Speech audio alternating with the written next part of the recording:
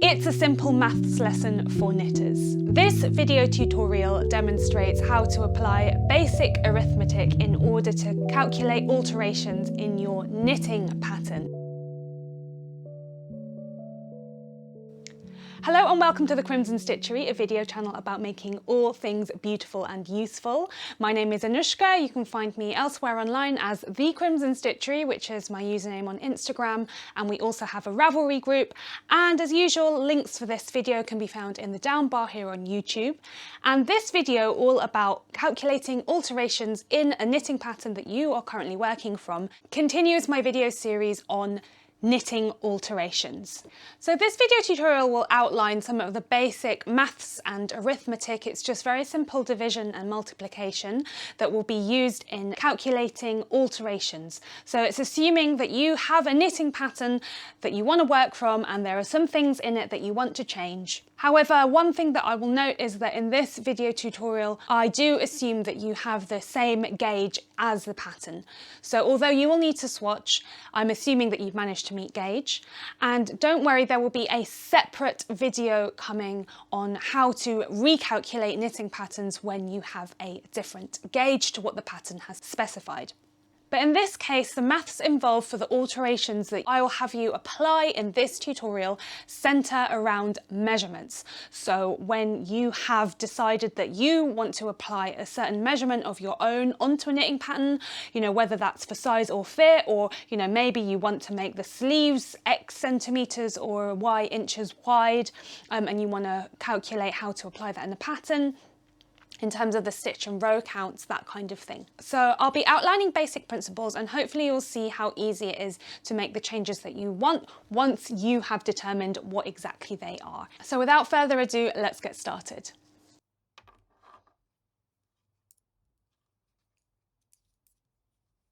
So in order to calculate our pattern for the alterations that we want to make, we're going to have to find three sets of numbers, which I've arranged as A, B, and C. A is your gauge or your tension. In order to find your gauge for your project, you will need to have knitted a swatch and measured it carefully. Make sure that you do swatch in the manner that you will be knitting for the finished project. In other words, either flat or in the round. For the purposes of these examples, I'm calculating a gauge of 18 stitches and 24 rows. And I've calculated my gauge or my tension per 10 centimeters, both horizontally and vertically. And for this video, I'm also going to be providing examples per 4 inches for those of you who do use imperial measurement units. So just like all of my knitting patterns, I'll offer centimeters and inches, but the principles, as you should be able to quickly see, are exactly the same. So that's the set of numbers in A. The numbers that you have in your gauge, so 18 stitches and 24 rows, are my knitted units. 10 centimeters or 4 inches are my units of measurement. So B. In part B, we'll be finding out the stitches or rows per unit of measurement. So the stitches or rows per 1 centimeter or 1 inch, according to your preference. In order to find this out, we need to divide the number of stitches or rows by the measurement units. So for my gauge measured across 10 centimeters, I'm dividing 18 by 10, and that gives me 1.8 stitches per 1 centimeter. For my tension measured at 4 inches, I'm dividing 18 by 4, which gives me 4.5 stitches per 1 inch. So obviously there's way more stitches in an inch than in a centimeter because an inch is larger. So then we do exactly the same thing for the rows. 24 rows divided by 10 centimeters equals 2.4 rows per 1 centimeter. 24 rows divided by 4 inches equals 6 rows per 1 inch.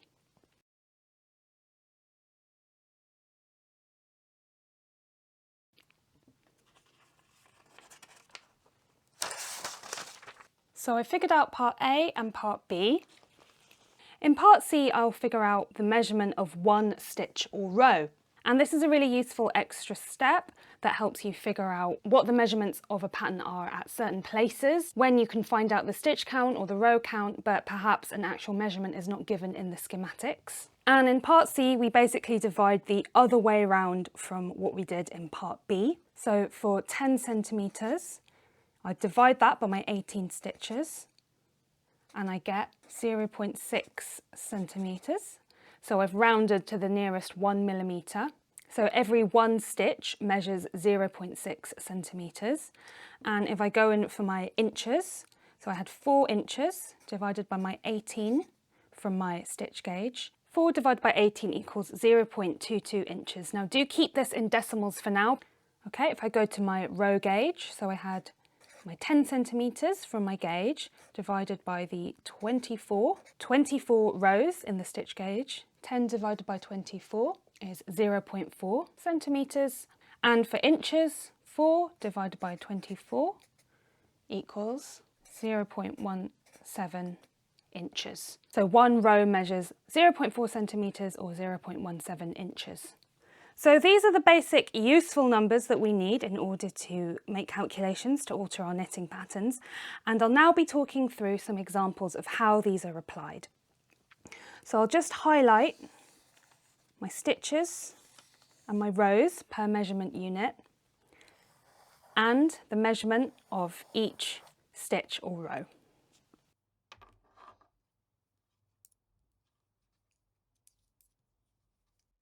So firstly, I'm going to show you what to do when you've got a measurement that you want to achieve in the pattern that's different from the measurement that the pattern is telling you to work. So if your body size or shape requires a different measurement at a certain point, I'll tell you how to calculate the stitches or rows for your desired measurement so that then you can go away and work out what you need to change in the pattern, whether that's adding or subtracting stitches accordingly, and figure out where is the best place to do that. So I'll start with a horizontal adjustment. For example, if you want to make a sweater narrower across the upper chest. This is an alteration that might need to be made if you have a very full or forward projecting chest or full bust measurement, or if you've got narrow shoulders, or if the pattern has just been written to have shoulders that are way too wide and you want to narrow it across the middle. So that would be above the bust line and somewhere towards the middle of the arm side. You first need to work out what your desired measurement is here, and for the purposes of this calculation I'm going to go with 33 centimetres being my desired measurement, which is 13 inches. I want to achieve a measurement of 33 centimetres or 13 inches at this point across the centre front of the chest above the bust line. So I go into my B measurements and I take my 1.8 stitches per 1 centimetre, times that by 33, which is my desired measurement, which equals 59.4, which I will round to 59 stitches. And I do the same thing for the inches. So I had 4.5 stitches per inch, times by 13 inches, which equals 58.5, which I will round to 59 stitches. So it's then up to me to go into the pattern and figure out how many stitches have been calculated for the upper chest and make a comparison. Is it much more than this? Is it much less? And I need to make adjustments accordingly, either adding or subtracting stitches. And I need to figure out where the best place to do that would be. It's likely that I could add or subtract a few stitches around the actual arm size and distribute it across a few rows, but if there's a really big difference I might need to distribute it across the middle a bit more, probably above the apex of the bust into the hollow of the shoulder. But it's really up to you to figure out what's the best thing to do for you in your pattern for your body. I'm only providing very general guidelines here. So next I'll give you a vertical example. So an example of a vertical adjustment that you might want to make is in yoke depth in a yoked sweater or a raglan sweater.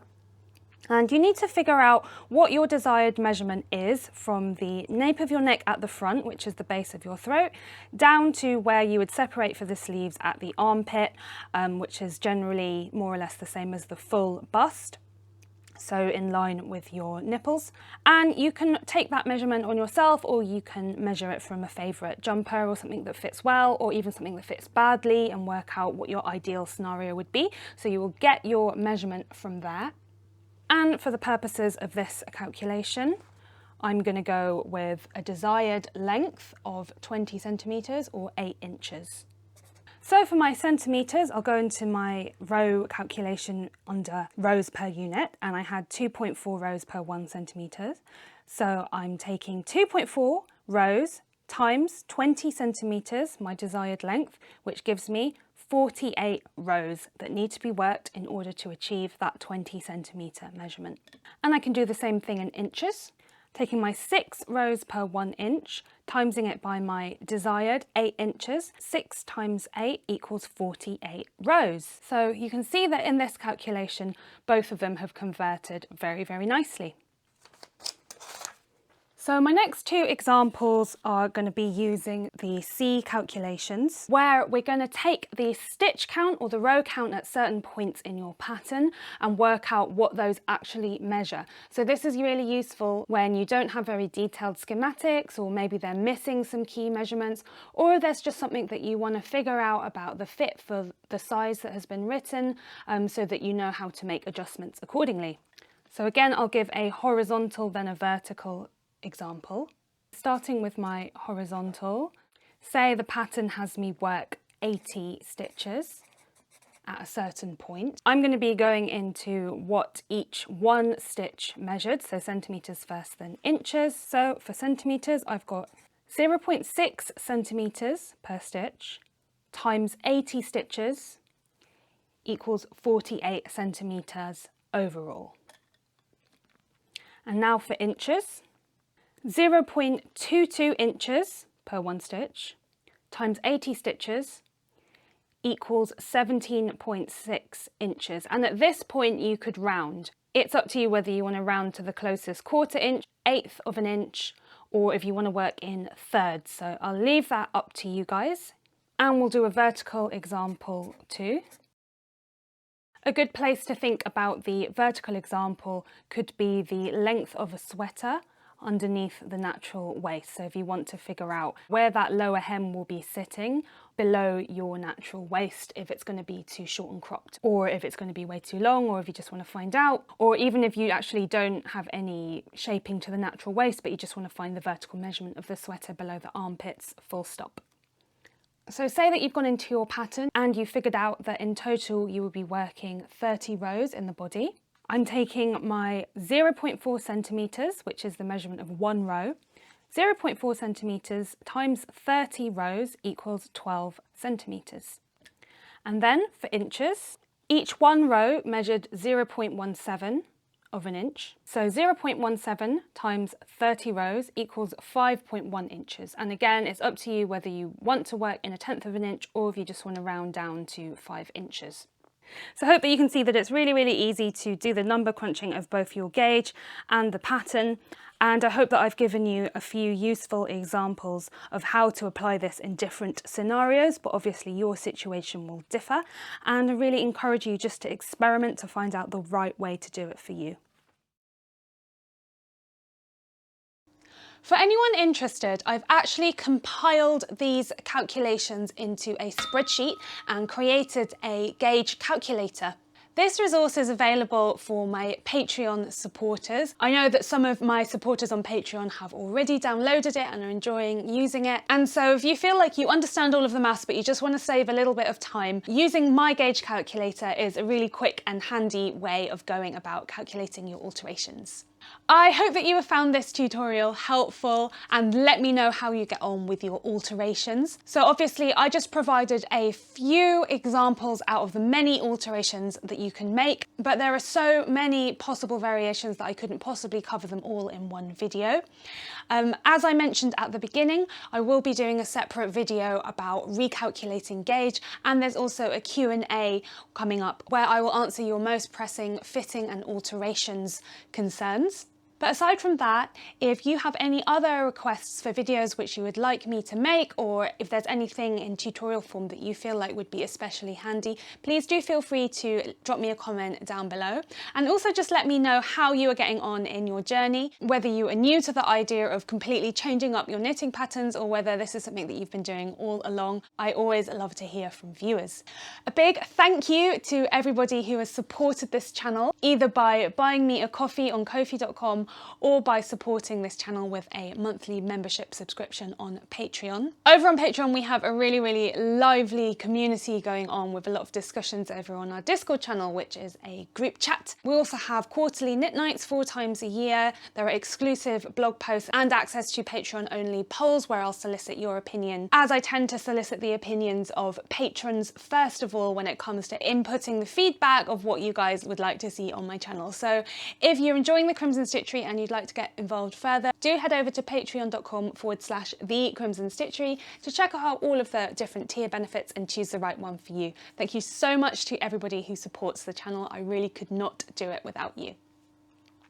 That's everything from me for today. If you found this video helpful, please do hit the thumbs up button down below, as that really helps me out, and subscribe to the Crimson Stitchery for more tutorials and vlogs to find out everything that I've been making all things beautiful and useful. Take care, happy knitting, and see you soon. Bye.